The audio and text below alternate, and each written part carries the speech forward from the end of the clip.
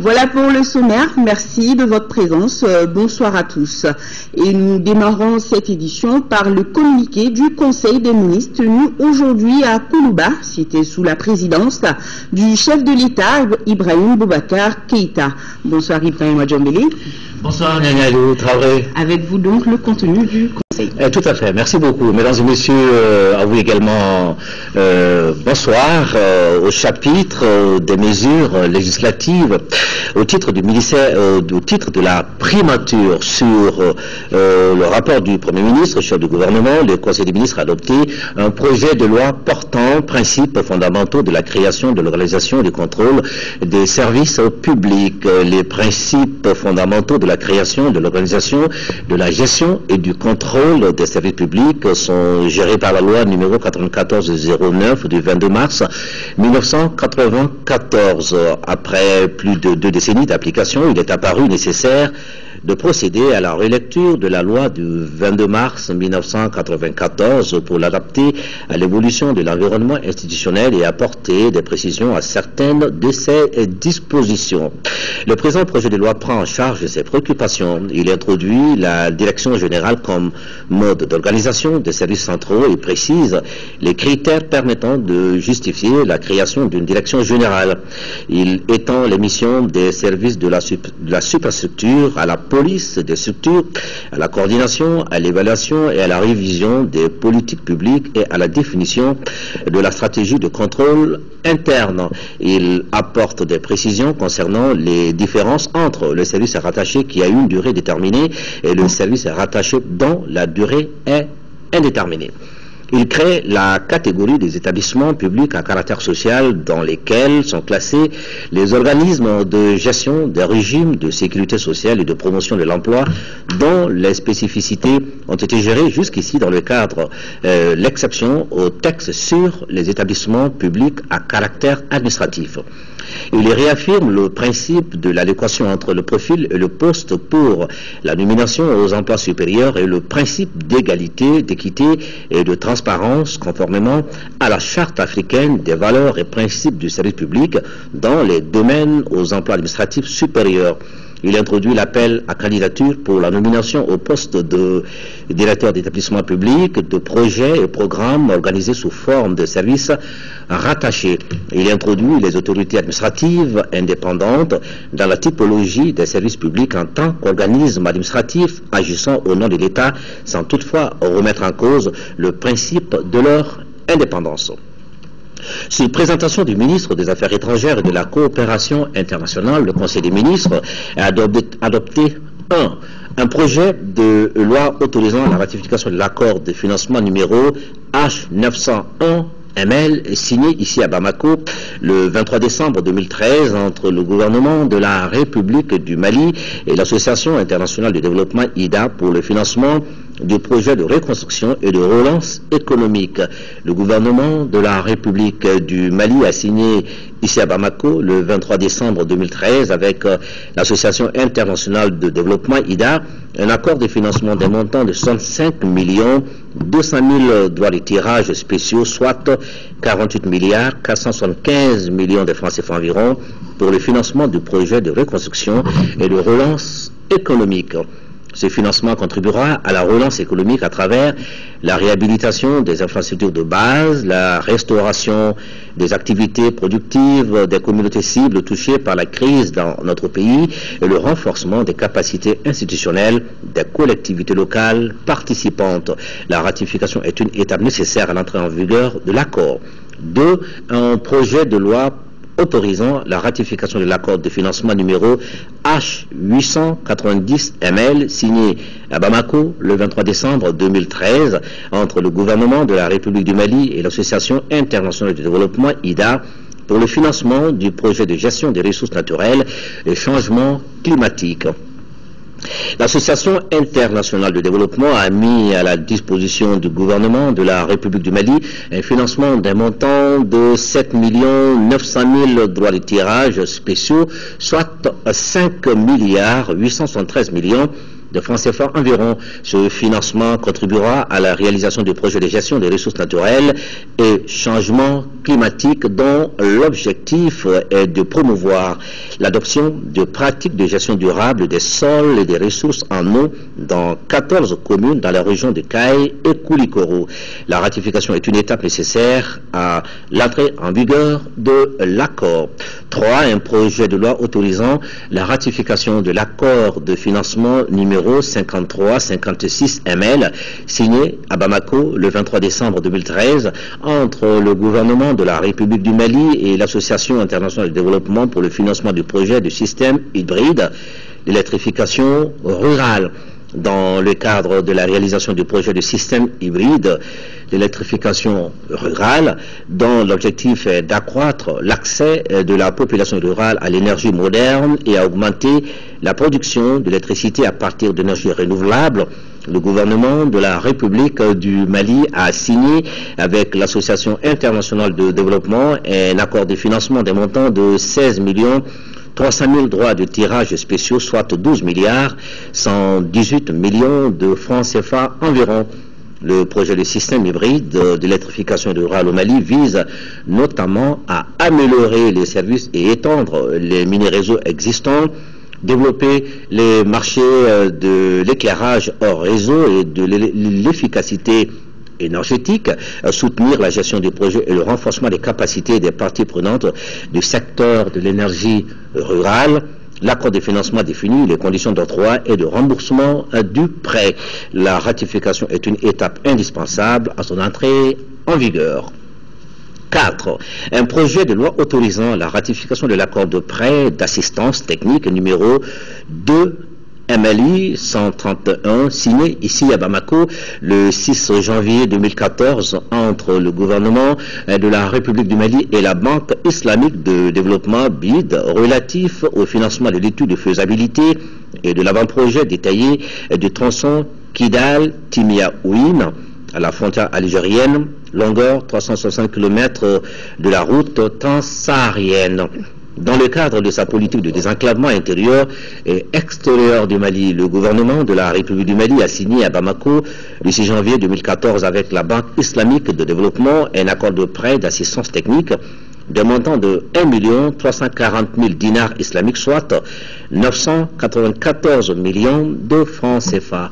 Le prêt servira au financement de l'étude de faisabilité et de l'avant-projet détaillé du tronçon Kidal-Timia-Ouine, frontière algérienne, d'une longueur de 365 km de la route transsaharienne.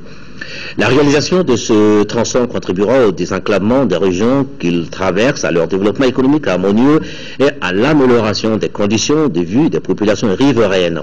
Le projet vise spécifiquement à établir une liaison bitumée entre les localités de Bourem, Kidal, Abeibara et Timia-Ouine, de désenclaver la zone nord-est du pays, de réduire le coût des transports, d'encourager le flux des échanges et des investissements et de promouvoir l'intégration entre le Mali et l'Algérie. L'accord définit les conditions d'octroi et de remboursement de prêts. La ratification est une étape nécessaire à son entrée en vigueur. Au chapitre des mesures réglementaires, sur le rapport du ministre de la Réconciliation nationale et du développement des régions du Nord, le Conseil des ministres a adopté un projet de décret déterminant le cadre organique de la direction des finances et du matériel du ministère de la Réconciliation nationale et du développement des régions du Nord. La direction des finances et du matériel a pour mission d'élaborer et de mettre en œuvre au niveau du département ou du groupe de départements ministériels les éléments de la politique nationale dans les domaines de la gestion des ressources financières et matérielles et de l'approvisionnement des services publics. Le présent projet de décret détermine pour les 5 prochaines années les ressources humaines nécessaires au fonctionnement de la direction des finances et du matériel du ministère de la Réconciliation nationale et du développement des régions du Nord. Et sous le rapport du ministre de l'économie et des finances, le Conseil des ministres a adopté un projet de décret portant approbation du marché relatif aux travaux de réhabilitation de l'avenue de l'an 2000 à Ségou, longueur 9,5 km.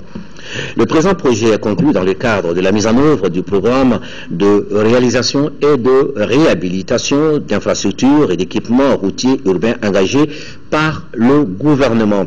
Il porte sur la réhabilitation de l'avenue de l'an 2000 à Ségou d'une longueur de 9,50 km. Les travaux à exécuter à cet effet comprennent le renforcement de la route existante, la mise en place d'une nouvelle couche de base en graveleux latéritique améliorée au ciment et d'un revêtement en béton bitumeux, la construction d'ouvrages d'assainissement et de drainage, la mise en place des équipements d'éclairage public, la signalisation et de sécurité routière.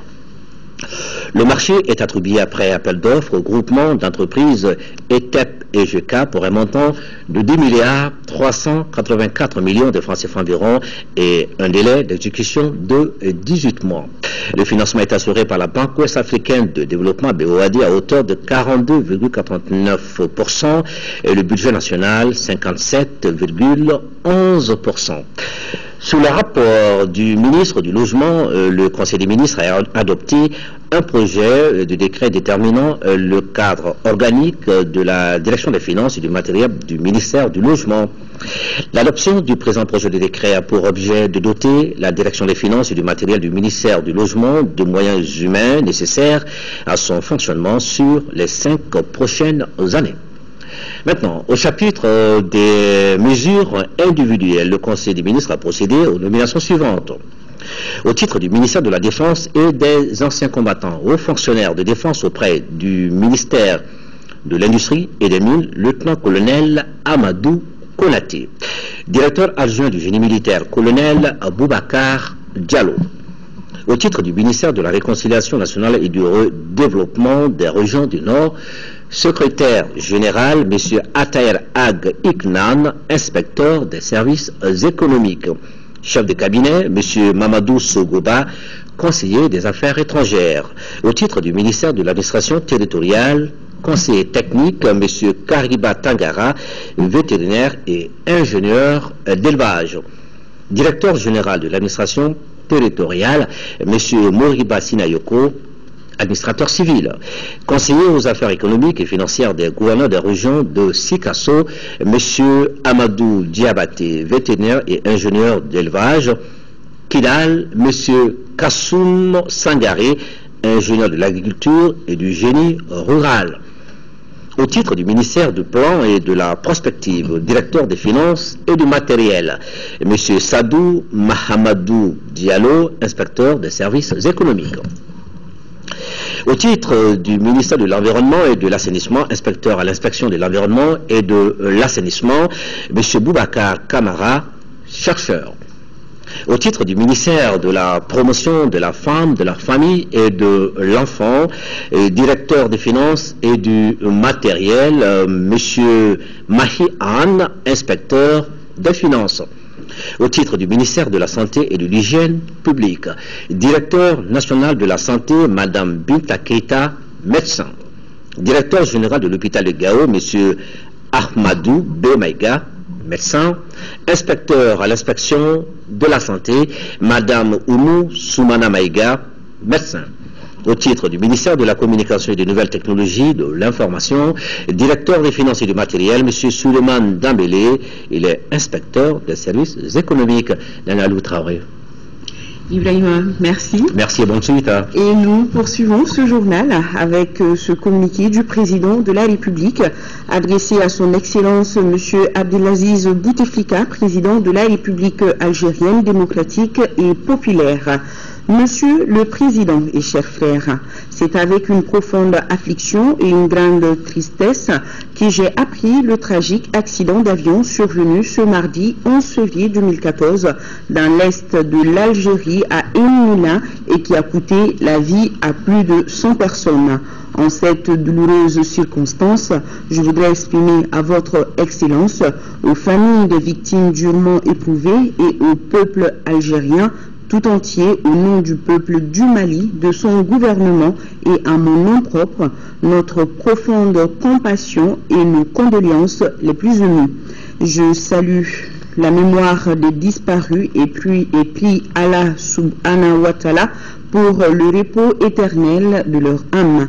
Qu'Allah le Tout-Puissant les accueille dans son paradis. Je vous prie d'agréer, Monsieur le Président et chers frères, l'expression de ma très haute et fraternelle considération, signée Ibrahim Boubacar Keïta. Direction place de la République, le président de l'Assemblée nationale a accordé ce matin 3 audiences, respectivement à une délégation de la Cour pénale internationale, puis aux ambassadeurs de la Tunisie et du Burkina Faso. Le plénier est venu saluer la coopération des autorités maliennes dans les enquêtes que mène cette instance sur les crimes commis lors des douloureux événements survenus au Mali. Quant au second, ils sont venus saluer la nomination du chef des lieux. Compte rendu d'audience, c'est avec Ramata Konati. Il était question de justice ce mercredi à l'Assemblée nationale. La Cour pénale internationale a rendu hommage aux autorités maliennes pour leur participation aux enquêtes menées par cette instance. À la demande de Madame la procureure Fatou Bensouda, nous avons fait une visite de courtoisie au président élu de la nouvelle Assemblée nationale malienne.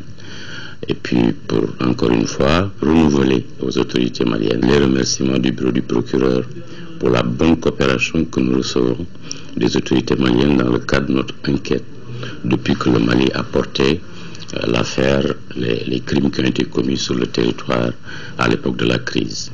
Auparavant, les ambassadeurs de la Tunisie et du Burkina Faso avaient été reçus en audience. Avec le premier, les échanges ont porté sur la coopération entre Tunis et Bamako. On a échangé sur les questions qui intéressent donc le renforcement des relations bilatérales entre la Tunisie et le Mali. Nous avons évidemment parlé de la situation sous-régionale et des voies et moyens de lutter contre le terrorisme et l'intégrisme. Pour le second diplomate Lougué Kojo récemment nommé, il s'agissait d'une visite de courtoisie. Comme l'ambassadeur tunisien, il a félicité le président Issaka Sidibé pour son élection à la tête du Parlement. Tous ont encouragé le nouveau président à œuvrer pour consolider davantage les relations entre le Mali et leurs pays et institutions respectifs. Nous sommes à l'Assemblée nationale. Restons-y. Le nouveau bureau de l'Assemblée nationale a été mis en place cet après-midi au cours d'une séance plénière. Il compte 18 membres, dont 3 femmes, et regroupe toutes les sensibilités, mouvances présidentielles, opposition.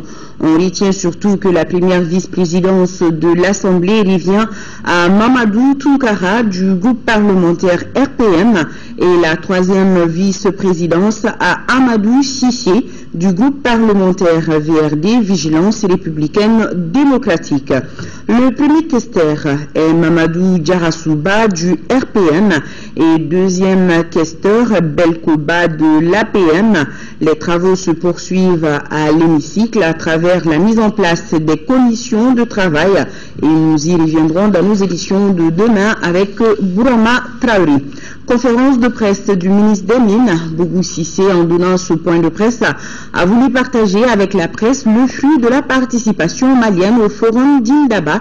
Le ministre vient en effet de prendre part à ce forum où il a vendu aux investisseurs l'important potentiel minier et l'excellente politique d'investissement minier dont dispose notre pays. Faisons le point avec Aloussé Touré. La crise est derrière nous et les conditions d'investissement au Mali sont largement attractives. Les opportunités dans le domaine minier sont nombreuses et diverses, telle est la substance du message de la délégation malienne au Forum des investisseurs miniers d'Indaba. Tenu du 3 au 6 février dernier à Cape Town, en Afrique du Sud, le forum a enregistré un fort intérêt pour le Mali. On s'est appesanti sur le processus de normalisation qui était en cours, quand on a insisté sur le fait que la crise est à peu près quasiment derrière nous, même s'il y a encore quelques poches de sécurité, quelques problèmes d'insécurité dans le nord que nous essayons de régler à travers un dialogue inclusif. Mais la crise est derrière nous. Le pays, on est dans un processus de normalisation où les institutions se sont mises en place progressivement. Un président de la République a été élu avec un score record.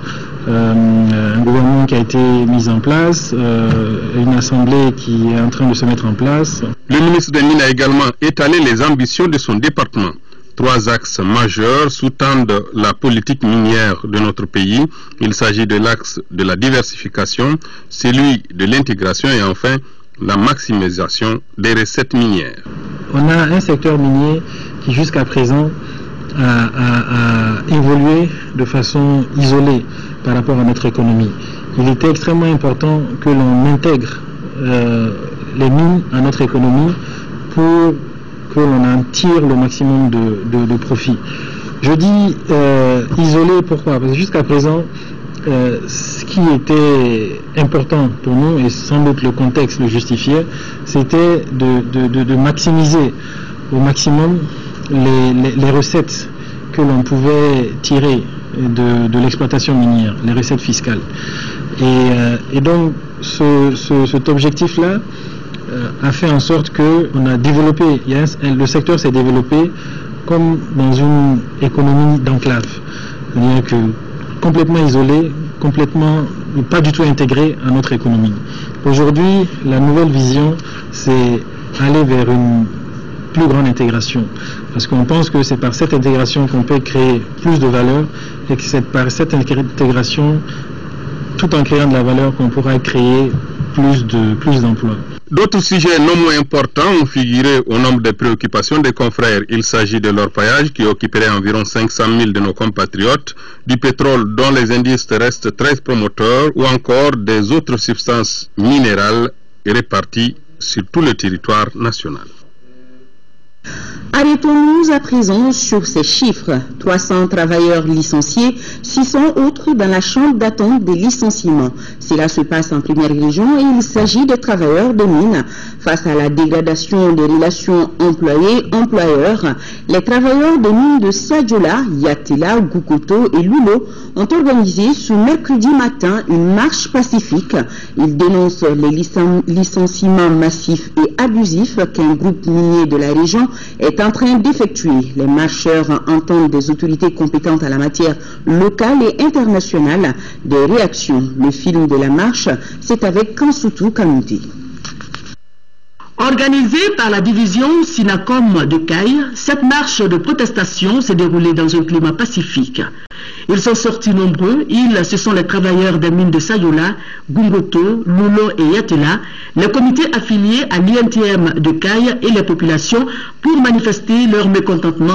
Plus de 300 travailleurs déjà licenciés par MS, sous-traitants à Yatela SA, et plus de 100 à Moulman, sous-traitants de Semos SA à Sayola, n'ont pas pu bénéficier de plans social de fermeture par le groupe Anglo Gold, alors que les licenciements intervenus s'inscrivaient dans le cadre de fermeture de la mine de Yatela SA et Semos SA. Nous ne disons pas que nous sommes contre les licenciements massifs, mais nous voulons être accompagnés, nous voulons qu'on ait un plan social pour l'accompagnement, la réinsertion des travailleurs licenciés. Fidèle à notre devise, unité, solidarité, action, pour dire que nous sommes un syndicat qui doit aller dans une solidarité pour agir. Cette marche a démarré devant la Bourse du Travail avec une escale à la tribune pour s'achever au gouvernorat par la remise d'un mémorandum au conseiller aux affaires économiques et financières du gouverneur. Moussa Ali Maïga a aussitôt prodigué des conseils aux travailleurs en les invitant à toujours suivre la voie du dialogue. Les autorités de la région les soutiendront suivant les tests de licenciement. Autre conférence de presse dans ce journal, c'est celle donnée par le ministre délégué à la coopération internationale du Royaume d'Espagne. Le ministre espagnol était face aux hommes de médias afin de faire le point de la coopération entre nos deux pays. Compte rendu, Isaac Chini. À travers cette conférence de presse, le ministre délégué pour la coopération internationale et pour l'Amérique latine de l'Espagne a fait le point de sa visite au Mali. Jésus Gracias Andaz appelle diverses rencontres avec les autorités du pays et la population de Tombouctou et avoir désormais une bonne lecture de la situation dans notre pays. L'Espagne qui consolide davantage son engagement aux côtés du Mali à des domaines d'intervention précis. Nous avons travaillé dans le domaine de l'aide au développement, dans le domaine de la sécurité alimentaire et l'aide humanitaire, et aussi dans le domaine de la sécurité. Et nous savons que la sécurité est un des problèmes du Mali, est un des problèmes qui doivent être adressés. Et c'est pour cela que l'Espagne participe à la mission de l'Union européenne pour la formation de la police de Mali. Les journalistes présents à cette conférence ont fait état du problème d'immigration entre le Mali et l'Espagne. Là-dessus, l'ambassadeur José Maria rassure. Que le gouvernement espagnol et le gouvernement malien collaborent ensemble afin que des citoyens maliens voyagent en Espagne, travaillent en Espagne pour une période fixe, déterminée, et qu'à la fin de leur contrat de travail, ces gens-là rentrent au Mali. Ça, on le fait d'une façon régulière, mais malheureusement, lorsque la crise économique a éclaté dans notre pays, le marché du travail était vraiment fragile, donc on n'avait pas la chance d'amener chez nous des travailleurs d'autres pays. Depuis 2006, des accords de coopération existent entre le Mali et l'Espagne. Toujours avec le ministre délégué espagnol, la délégation s'est également rendue à Tombouctou. Sur place, Jésus Garcia a pu apprécier les réalisations financées par son pays. L'Institut Ahmed Baba, les médias locaux et les notables ont eu aussi la visite du ministre. Yéatan Dinan nous en parle. C'est une journée bien remplie pour le ministre délégué chargé de la coopération internationale de l'Espagne à Tombouctou. Accompagné d'une forte délégation des humanitaires, l'hôte du jour s'est rendu successivement sur le site du Jardin de la Paix, où 42 associations féminines font le maraîchage. Ensuite, le CESCOM de Sankoré et la mairie de Tombouctou. C'est pour s'imprégner des réalisations et appuis du gouvernement espagnol que le ministre s'est rendu personnellement dans cette localité. C'était pour visiter une ville qui est bien connue dans le monde, qui a souffert récemment l'occupation et qui commence à reprendre le développement et la vie citoyenne. Alors on voulait montrer l'engagement de l'Espagne avec le Mali et très spécialement avec Tombouctou. Depuis les premières heures de la libération, l'Espagne intervient à Tombouctou à travers des ONG comme l'AMSS, Agro-Action Allemande et ICO. Le ministre est convaincu des nombreuses attentes de la population. Nous avons honoré nos engagements lors de la réunion de Bruxelles. On a versé l'année dernière 18 millions d'euros au Mali et on a pu constater lors de notre visite au Jardin de Paix et au centre de santé comment cet argent est bien dépensé, comment ça contribue à améliorer les conditions de vie de Tombouctou. Une visite à l'Institut de hautes études de recherche islamique Ahmed Baba a permis au ministre de découvrir les manuscrits qui évoquent le passage de la communauté andalouse à Tombouctou. La révolution iranienne a 35 ans. Pour marquer cette date anniversaire, l'ambassadeur de la République islamique d'Iran au Mali a offert hier soir une réception à sa résidence. Occasion pour le diplomate de retracer l'historique de cette révolution et de parler de la bonne coopération existante entre nos pays. Mohamed Ould Mamouni était présent à la cérémonie. Son reportage.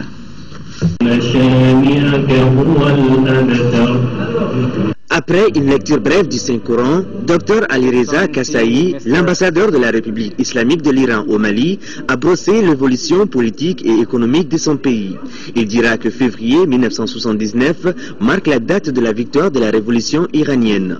Son peuple, debout comme un seul homme, sous la direction de feu Imam Khomeini, a libéré l'Iran du régime dictatorial dont la racine remonte à plus de 2500 ans. Une révolution suivie d'un référendum a donné naissance à la République islamique d'Iran. Islamic Revolution. La révolution islamique qui a été lancée cette année pour libérer le peuple iranien du fardeau oppressif millénaire menant à l'adoption de la République islamique d'Iran à travers un vote populaire de plus de 98%.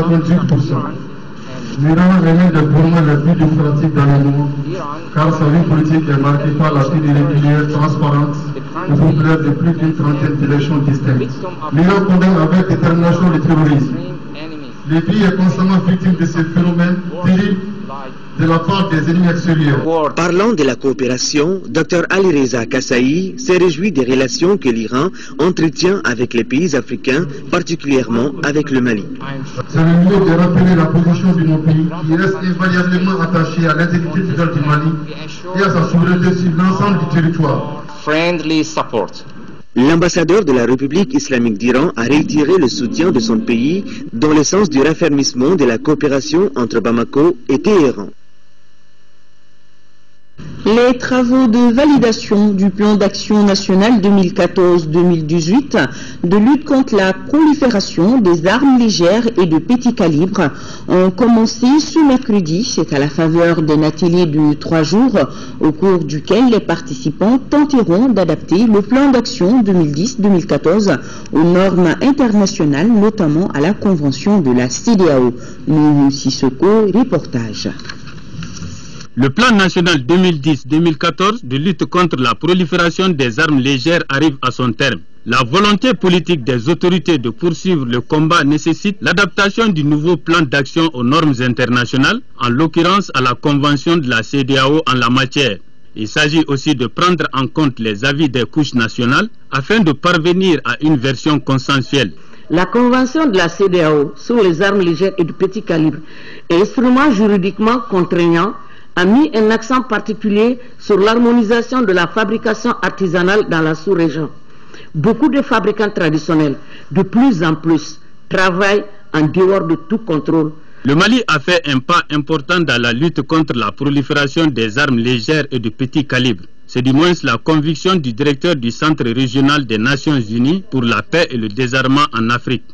Le Mali a mis la lutte contre la prolifération des armes légères et de petit calibre au centre de sa politique en mettant en place déjà en 1996 la Commission nationale de lutte contre la prolifération des armes légères. Les populations des pays infectés par l'infiltration des armes légères sont continuellement exposées à ces souffrances inacceptables et les perspectives de la réconciliation et de la paix tant espérées sont souvent différées. Le plan d'action qui sera validé à l'issue des travaux de cet atelier servira d'outil de référence dans le partenariat entre les différents acteurs de la lutte contre la prolifération des armes légères et de petit calibre dans notre pays.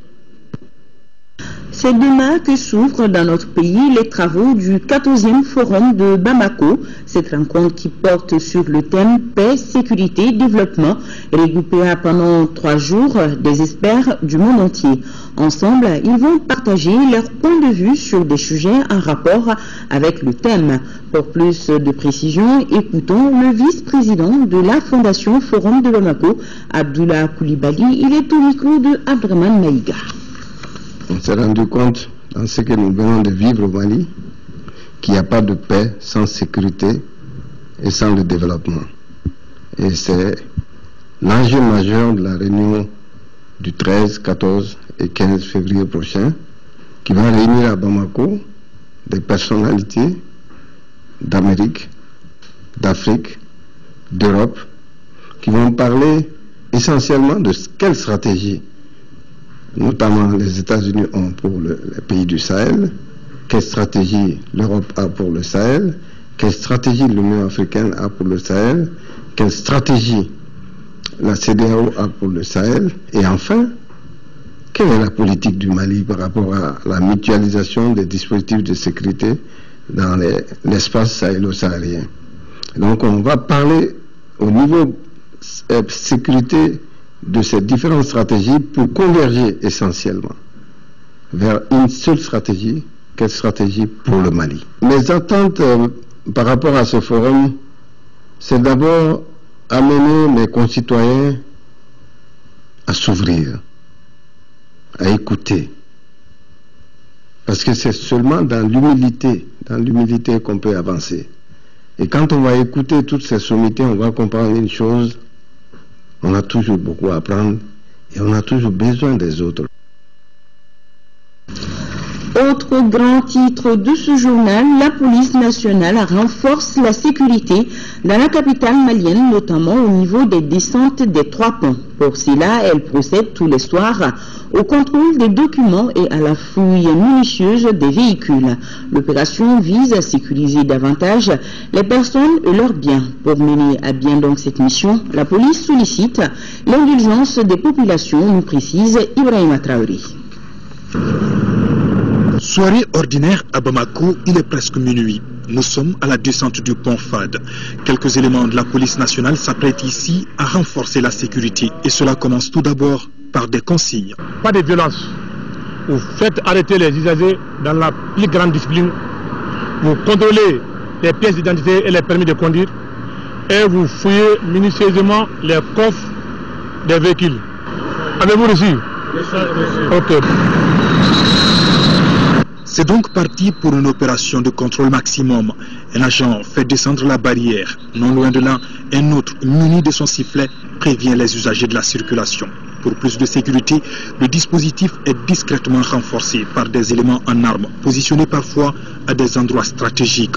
Dans la courtoisie, les policiers procèdent au contrôle des documents et à une fouille systématique et minutieuse de tous les véhicules. Le travail consiste surtout à chercher tout objet suspect. Le but de tout ça, c'est d'empêcher la commission de tout acte terroriste à Bamako. Cette opération se déroule quasiment tous les soirs au niveau des 3 ponts de la capitale malienne. Elle mobilise les 15 commissariats du district de Bamako.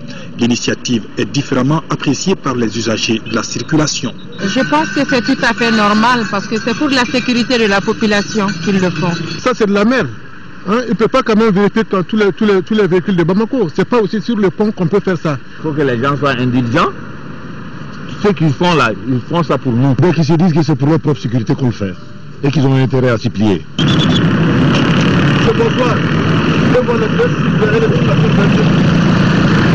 Le message que j'ai à lancer à l'endroit de la population, c'est que toutes ces opérations sont faites pour les rassurer davantage, assurer leur sécurité et puis assurer la sécurité de leurs biens également. Une campagne d'information semble nécessaire pour sensibiliser davantage les populations. En attendant, les personnes mal intentionnées sont averties. Voilà l'indulgence des populations sollicitées. Toujours en parlant des moyens mis en place par le gouvernement pour faire de Bamako où il fait bon vivre, c'est à Lassa, en commune 4 du district de Bamako, que le ministre de l'Urbanisme et de la Politique de la ville était ce mardi. La visite avait pour but de comprendre les difficultés auxquelles la population est confrontée afin de trouver solution. Abdul Karim Kaba a suivi la visite. Cette Assemblée générale participative se veut un cadre d'échange et de partage par rapport aux problèmes rencontrés par la population de Lassa. Entre autres difficultés, accès à l'eau potable, manque d'hôpital, routes, électricité, chômage des jeunes. Le choix de Lassa s'explique. Lassa est de tous les 8 quartiers de la commune 4, celui qui est le plus défavorisé. C'est un quartier qui n'est pas loti, où les problèmes d'eau, d'électricité, de voies d'accès sont des problèmes très présents et très difficiles. Donc comme on l'a fait dans les autres communes, nous avons choisi le quartier où les conditions de vie sont les plus difficiles. Pour pallier tous ces problèmes, le ministre Mara entend procéder ainsi. Quel que soit ce qui va être réalisé, les populations vont participer. Quel que soit ce qui va être réalisé, la mairie va participer. Quel que soit ce qui va être réalisé, le ministère et les autres partenaires éventuellement vont participer. Donc voilà cet exercice que nous conduisons depuis maintenant 2 mois à l'intérieur de Bamako. Lassa est la 5e étape d'une série de rencontres après Bagarbougou en commune 2, Irimadio en commune 6, Sebelbougou en commune 5 et Koulinko en commune 3, initiée par le ministère de l'Urbanisme et de la Politique de la ville. Le projet d'appui aux communes urbaines du Mali était aujourd'hui au centre des échanges entre le conseil communal du district de Bamako et une délégation de la Banque mondiale. Il s'agissait pour les 2 parties de faire le point d'exécution du projet afin d'identifier les difficultés. Agali Aga Agissa nous fait le point de la rencontre. Le district de Bamako est bénéficiaire de même que d'autres villes du projet d'appui aux communes urbaines du Mali. Et c'est dans le cadre de la supervision de ce projet qu'une délégation de la Banque mondiale a rencontré le conseil communal du district de Bamako. Le projet, dans sa deuxième composante intitulée Investissement prioritaire, réforme institutionnelle et renforcement des capacités du district, concerne uniquement la ville de Bamako et vise à améliorer le cadre de vie des populations. Le projet devait faire une voie à Bourkassoumou en commune 1, la rue 525 qu'on appelle comment la rue Montana. Le projet doit financer le collecteur P7 le long du cimetière de Lafiabougou et 2 rues à Lafiabougou. Et enfin, le projet doit faire des infrastructures à Banakabougou, en commune du district. Il y a eu des couacs par rapport au premier investissement qui aurait dû être réalisé courant 2013, c'est la rue 525. Donc, pour résorber ce retard-là et aller de plus de l'avance, il a été convenu de regrouper l'ensemble des régions du sud en 2 tranches. En termes de difficultés, on note le faible taux de décaissement, la lourdeur administrative, entre autres. Les autorités communales ont apprécié cette démarche pédagogique de la Banque mondiale. Nous avons demandé effectivement à nos partenaires de la Banque mondiale, c'est de voir avec la Direction générale des marchés publics comment faire en sorte qu'il y ait un peu de sévérité dans le traitement des dossiers afin que les populations ne soient pas pénalisées inutilement. Tout projet qui va dans le cadre de l'épanouissement, dans le cadre du confort, dans le cadre de la sécurité des populations doit être traité de façon spéciale, de façon particulière. Les partenaires qui sont la Banque mondiale et la coopération suisse déboursent environ 12 milliards de francs CFA pour la mise en œuvre de cette deuxième composante du projet. Un projet qui s'inscrit dans le cadre de la gouvernance locale et financé sur des critères de performance. À présent, nouvelle de nos régions sur invitation des 3 chambres des métiers des 3 régions du Nord. Le ministre de l'Artisanat et du Tourisme, en compagnie de son collègue de l'Emploi, vient de séjourner à Tombouctou. Les 2 membres du gouvernement ont pu ainsi faire l'état des lieux des infrastructures détruites par les occupants. Sur le terrain, Mme Berthet a rencontré des promoteurs d'hôtels, des artisans et des opérateurs touristiques afin de converger les énergies pour la relance du secteur. Sur place, le compte rendu de Adama Djinvi. À Tombouctou, le sous-secteur tourisme, artisanat et hôtellerie est coulé au sol depuis 2009. Quant aux promoteurs, ils sont à l'image de leur secteur fébrile. Madame le ministre de l'Artisanat et du Tourisme y est venue constater les dégâts occasionnés par les terroristes afin de booster le secteur. Après la crise que nous avons bien voulu visiter nos infrastructures hôtelières, le village artisanal, une maison des artisans que nous avons pu construire pour les femmes, les artisans de Tombouctou. Donc là, vous avez vu, après la crise pratiquement, il ne reste plus rien. La maison a besoin d'être rénovée et réhabilitée. Le village a été carrément saccagé. En compagnie de son collègue en charge de l'emploi, Mme Berthet a également visité l'hôtel La Maison, le siège de la Chambre des métiers complètement dévasté et la tannerie des femmes de Tombouctou. Face à ce désastre, le gouvernement s'attelle pour la mise en état de ces infrastructures.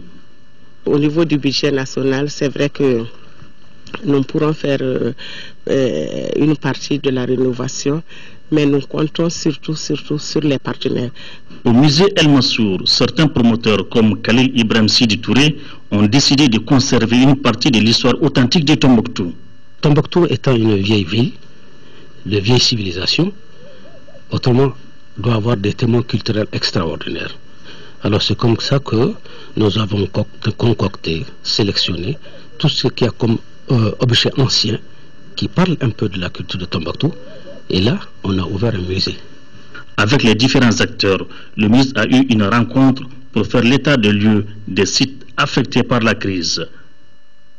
L'ambassadeur des États-Unis d'Amérique était hier à Wélessé-Bougou.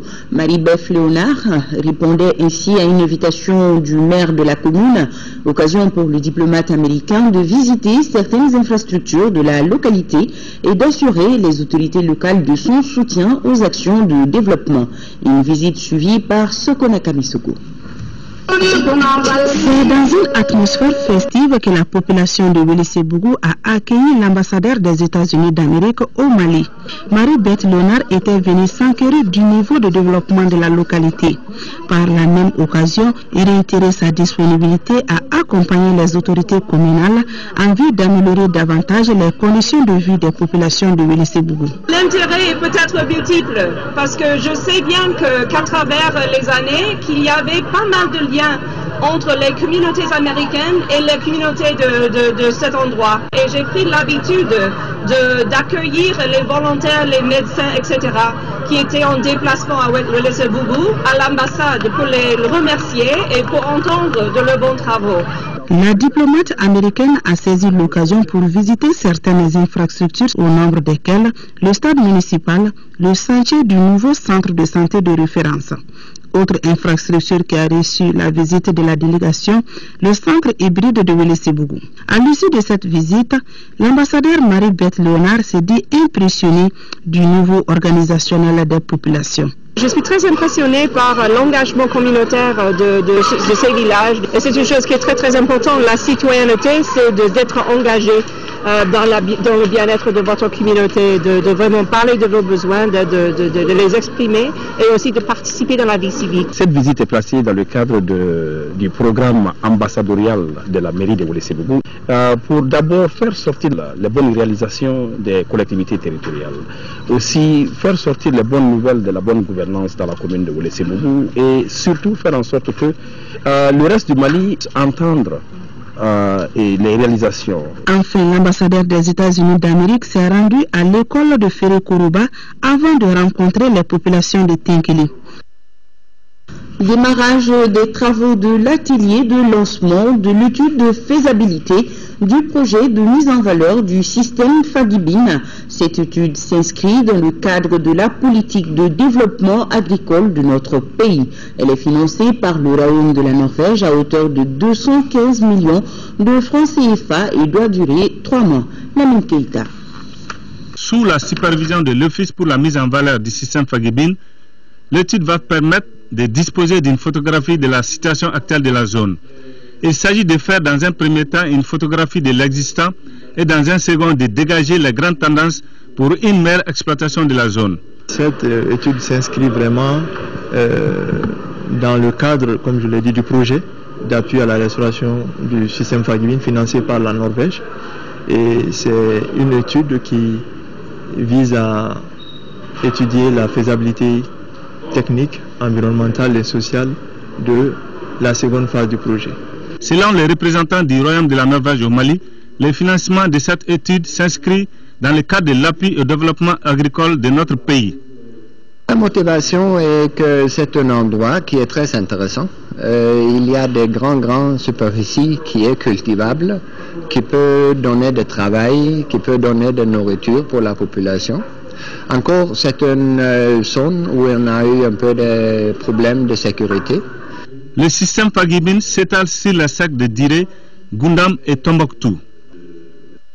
En 4e région, la Fondation Intervida Educo envisage de mener 2 projets dans le secteur de l'éducation. Ces projets concernent 54 écoles partenaires. Le témoignage depuis Ségou de Kondesila. Il s'agit à travers cette journée de lancement des programmes de la Fondation Intervida de partager avec les autorités, acteurs et bénéficiaires directs la vision de la Fondation d'améliorer la qualité de l'éducation et l'accès des enfants à cette éducation dans les conditions idoines.